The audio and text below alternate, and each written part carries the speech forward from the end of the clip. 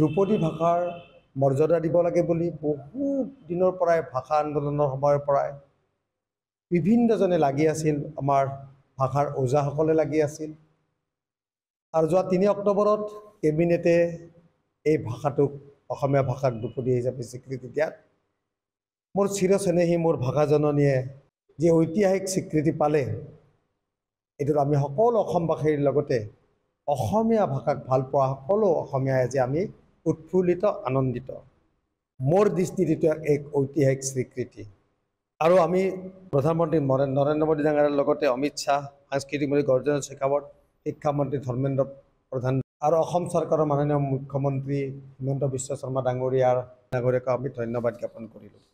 এই স্বীকৃতি প্ৰদানে আমাৰ ভাষাটোক প্ৰচাৰ, গৱেষণা আদি বিভিন্ন দিশত আৰু বিভিন্ন বিশ্ববিদ্যালয় আসন সংৰক্ষণৰ লগতে এই ভাষাটোৰ সন্দৰ্ভত বিভিন্নজনে গৱেষণা কৰি আমাৰ আই মাতৃৰ এই পবিত্ৰ ভাষাটোক আমাক জগত সভালৈ নিয়াৰ এটা বাট মুকলি হ'ল।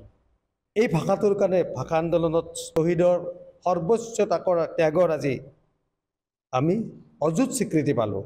আমি জনাত এইটো শিৱৰ লগত কামদেৱৰ সময়ৰ পৰাই এনেকুৱা যেতিয়া কামদেৱে পুনৰ প্ৰতিষ্ঠিত হ'ল মদন, তাতেও উল্লেখ আছে সেই ভাষা তাৰমানে কিমান পুৰণা ভাষা আমাৰ অসমীয়া ভাষাটো, ঐতিহ্যময় ভাষাটো।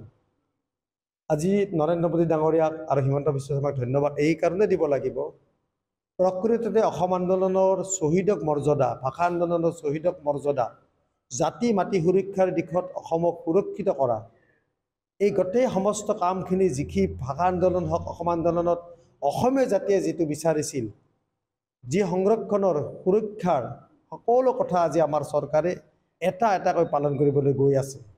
গতিকে আজি আমাৰ খুবেই ভাল লাগিছে যে আমি এটা স্বতন্ত্ৰ ভাষাক আজি আমাক ধ্ৰুপদী মৰ্যাদা দিয়াৰ বাবে আমি আশা কৰোঁ আমি আমাৰ উঠি অহা চামে প্ৰকৃত শুদ্ধকৈ যাতে অসমীয়া ভাষাটো ক'ব পাৰে, লিখিব পাৰে, তাৰ যৎপৰোনাস্তি চেষ্টা কৰিব লাগিব। আমাৰ চিৰচেনেহী ভাষা জননী সদায় জ্যোতিষ্মান হৈ ৰওক, এই কামনা কৰিলোঁ। ধ্ৰুপদী ভাষাৰ মৰ্যাদা দিব লাগে বুলি বহু দিনৰ পৰাই ভাষা আন্দোলনৰ সময়ৰ পৰাই বিভিন্নজনে লাগি আছিল। আমাৰ ভাষাৰ ওজাসকলে লাগি আছিল আৰু যোৱা ৩ অক্টোবৰত কেবিনেটে এই ভাষাটোক অসমীয়া ভাষাক ধ্ৰুপদী হিচাপে স্বীকৃতি দিয়াত মোৰ চিৰচেনেহী মোৰ ভাষা জননীয়ে যি ঐতিহাসিক স্বীকৃতি পালে, এইটোত আমি সকলো অসমবাসীৰ লগতে অসমীয়া ভাষাক ভাল পোৱা সকলো অসমীয়াই আজি আমি উৎফুল্লিত, আনন্দিত। মোৰ দৃষ্টিত এইটো এক ঐতিহাসিক স্বীকৃতি আৰু আমি প্ৰধানমন্ত্ৰী নৰেন্দ্ৰ মোদী ডাঙৰীয়াৰ লগতে অমিত শ্বাহ, সাংস্কৃতিক মন্ত্ৰী গৰ্জেন শেখাৱত, শিক্ষামন্ত্ৰী ধৰ্মেন্দ্ৰ প্ৰধান আৰু অসম চৰকাৰৰ মাননীয় মুখ্যমন্ত্ৰী হিমন্ত বিশ্ব শৰ্মা ডাঙৰীয়াক আমি ধন্যবাদ জ্ঞাপন কৰিলোঁ।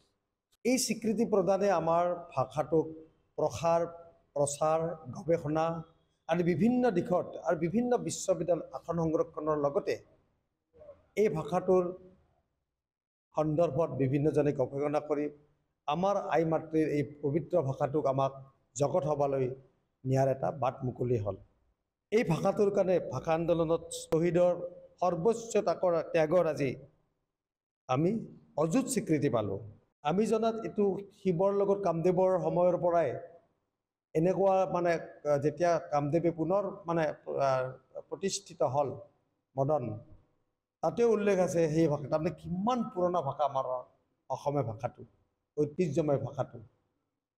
আজি নৰেন্দ্ৰ মোদী ডাঙৰীয়াক আৰু হিমন্ত বিশ্ব শৰ্মাক ধন্যবাদ এই কাৰণে দিব লাগিব, প্ৰকৃততে অসম আন্দোলনৰ শ্বহীদক মৰ্যাদা, ভাষা আন্দোলনৰ শ্বহীদক মৰ্যাদা, জাতি মাটি সুৰক্ষাৰ দিশত অসমক সুৰক্ষিত কৰা, এই গোটেই সমস্ত কামখিনি যিখি ভাষা আন্দোলন হওক, অসম আন্দোলনত অসমীয়া জাতিয়ে যিটো বিচাৰিছিল, যি সংৰক্ষণৰ সুৰক্ষাৰ সকলো কথা আজি আমাৰ চৰকাৰে এটা এটাকৈ পালন কৰিবলৈ গৈ আছে।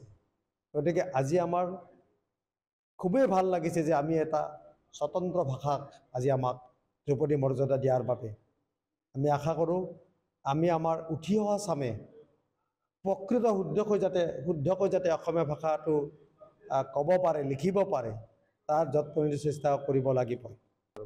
আমাৰ চিৰচেনেহী ভাষা জননী সদায় জ্যোতিষ্মান হৈ ৰওক এই কামনা কৰিলোঁ।